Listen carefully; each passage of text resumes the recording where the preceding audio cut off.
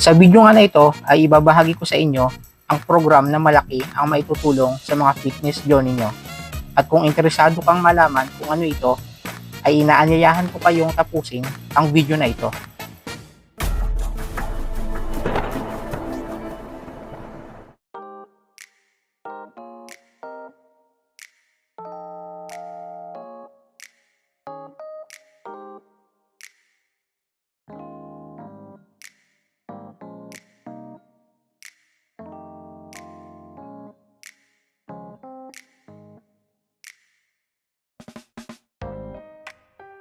Okay, kamusta mga ka-jobos? Ngayong araw ay i-share ko sa inyo yung apat na workout na nakasulat na ito. Yan.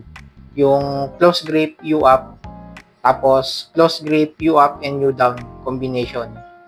Itong workout na to ay ngayon nyo lang makikita sa aking video. Siguro kahit sang video kayo mag-search ay wala pang gumagawa ng workout na to. So, i-note nyo to, itong workout na to at napaka-effective nito. So, itong pangatlo ay behind the back U down. And then, yung pang-apat natin is shrug. Yan.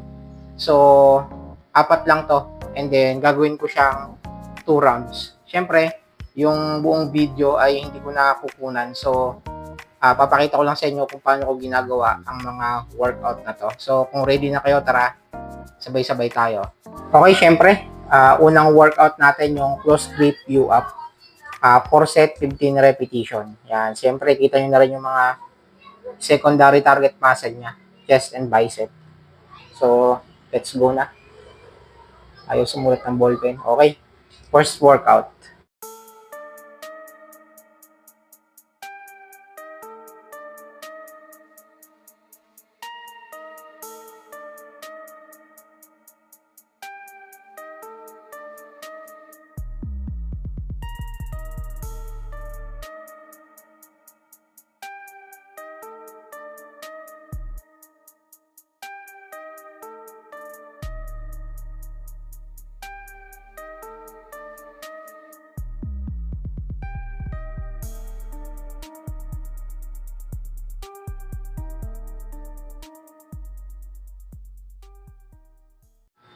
At yun ang mga ka-jobos, bali natapos na ako sa aking close grip U up. So yung tinarget kong muscle is yung aking shoulder.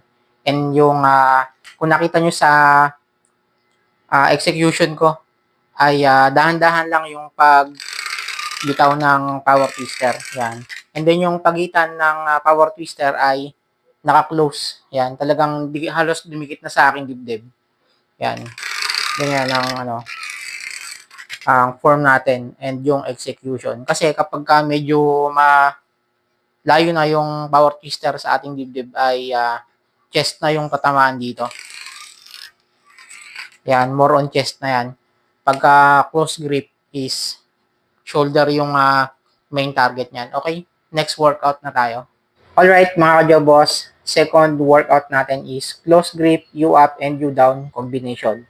So ito yung sinasabi ko sa inyo kanina na kahit sa ibang channel ay hindi nyo pa ito nakikita.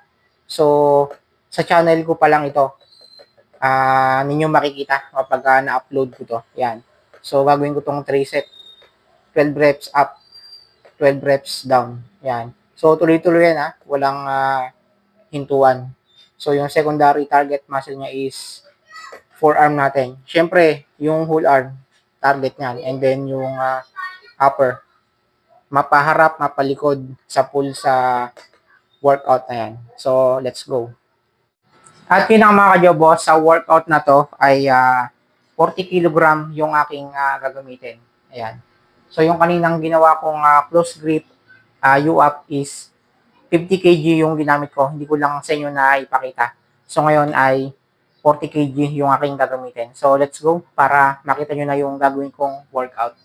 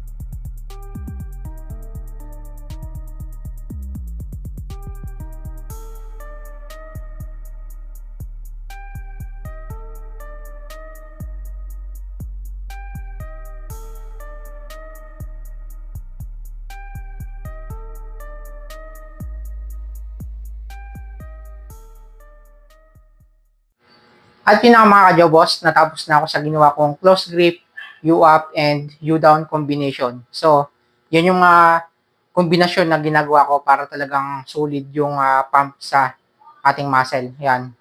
Yan, talaga napaka-solid niya sa shoulder natin at sa back. Yan. Napaka-solid ng workout na to.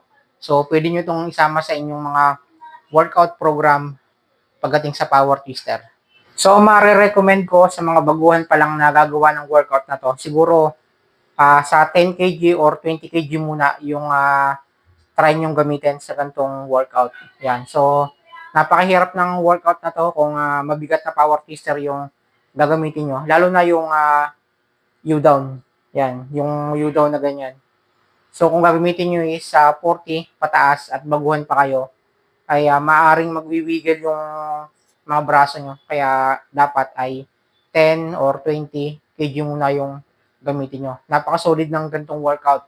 I-try nyo sa mga ginagawa nyo pag nasa bahay lang kayo nagwo-workout gamit ang power twister. So, pangatlong workout natin is behind the back. So, ang gagamitin kong power twister dito is yung 50 kg. Ayan, bali natapos na tayo dito kanina. So, dito naman tayo. Okay, behind the back. Secondary target muscle, bicep, upper back natin. So, gagawin ko tong 4 set, 12 to 15 repetition. And then, pinaka-last natin is yung shrug. So, makikita nyo mamaya kung ilang kg yung gagamitin ko dito. So, dito muna tayo. Let's go.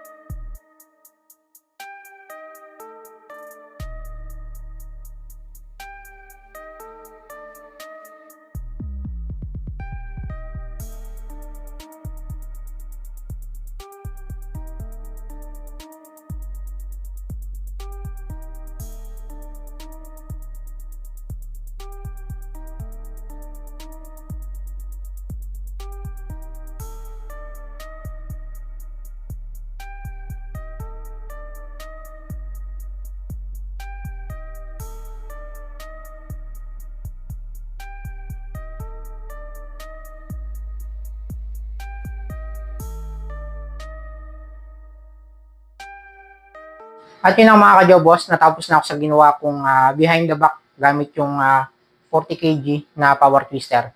So yung last workout ko is shrug. Yan, para sa traps. So gagamit ako ng tali dito. Yan, yung sasabitan ko ng power twister. And then yung aking gagamitin power twister dito is itong pinasadya ko na pasadya na 120 kg na power twister. And then gagamit ako ng bar para tapakan ko. Yung pagkasabitan ko sa baba ng tali ko. Ito, yung isa. Yan. Ito yung gagamitin ko. Okay? So, tara na. Para makita nyo na yung ginagawa kong setup para sa shrug workout.